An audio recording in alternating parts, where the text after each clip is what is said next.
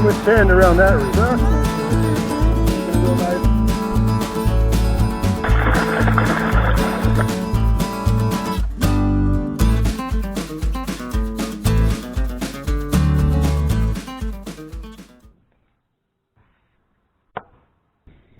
Getting the gear together is half the fun of any fishing.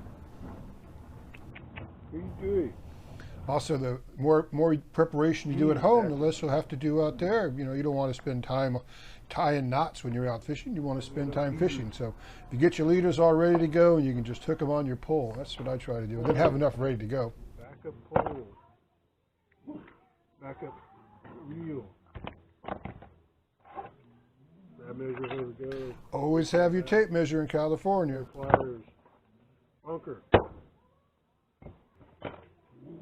Weight knife, one.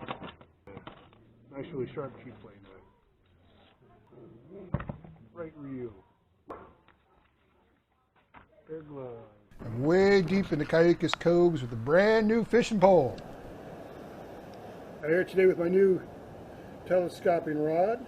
Also bought a new camcorder, so that's why we're having the headless lecture nice here. 10-foot one. At this distance, my usual ground cam would have included my head. This is my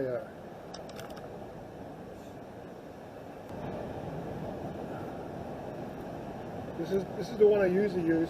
It's 7 foot. It's a Bass Dash Alien, and it's just been a great pull, and I'm going to still use it a lot. It's only 7 foot, and you can see that this shaft here is about a ½ inch, and that provides a lot of strength. I've had a number of telescopic rods, and these are the best. I like them because I can just fold them up and put them on my backpack and have everything on my back while I'm traveling through the coves, because these can get pretty wobbly, or maybe your shoe blows out like I had today. I've had 3 or 4 in the past. They busted. Usually larger ones. If I get one with this type of shaft, with the large shaft like this, they can break on you. But now I did kind of mistreat them. I put a little WD-40 on the last couple, and I think that made the material brittle. You know, it's graphite. Now that particular rod flexes. It just felt better than all the rest of the telescopic rods that I've had. So I decided to go ahead and buy this one because, you know, I want a little more casting. That just doesn't quite give me the casting I want. And plus, if I don't want it to be 10 foot, I can just make it 8 foot. You know, you can just roll this shaft down here, pull the rest of that up. So you have some options. But I like the 10 foot because it gets you out over the holes. You know, if you got a little distance between where you think the fish is, you can get behind him a little bit. You can't get into that rock quite so easy. There. Okay. All right. Let's get going. Carolina in the morning. See, the sun's not up yet. But I am.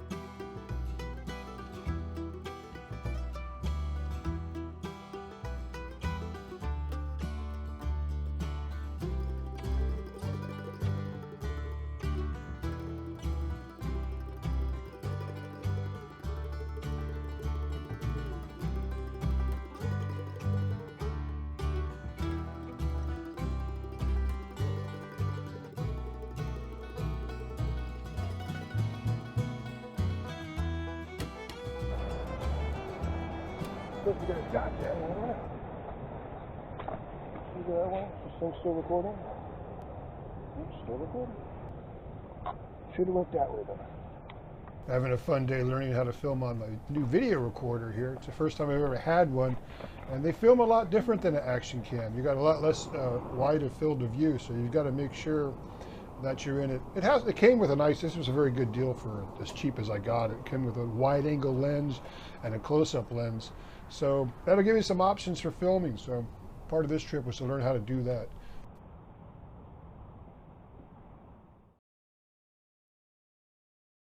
Another thing that happened to me on the way out was my sandal busted. So, you know, surf sandal.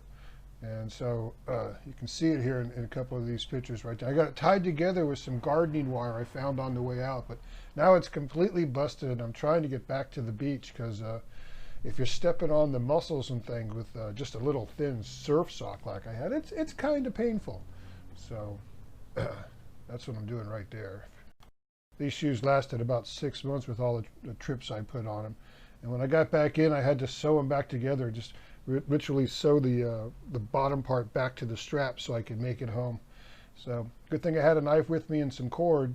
So that put me up behind a little bit, but I still want to get another fish. So the plan is to hike back to about a half hour of my car. I'll take about 40 minutes and then check the time and see if I still have time to get another fish. Low tide out there. That's the reef I targeted today. Not quite as many fishing holes as I had hoped there. Too much sand around that reef.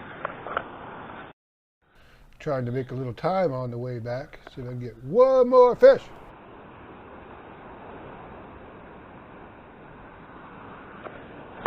That's a nice looking grass snake there. That would have been the perfect time to use my new up close feature on my camcorder, but I'm trying to make up a little time and get out of here. I'll give you one more look at the thing.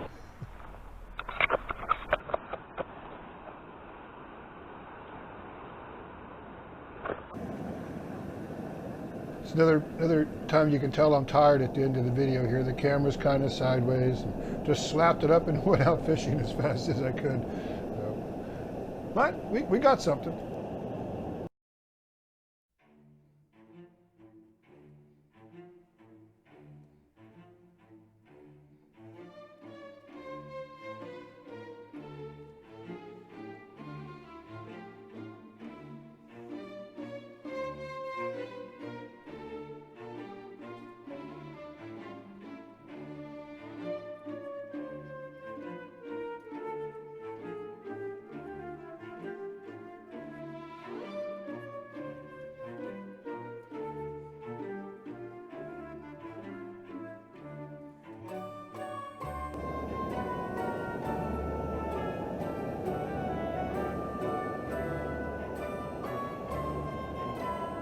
Just a little fella.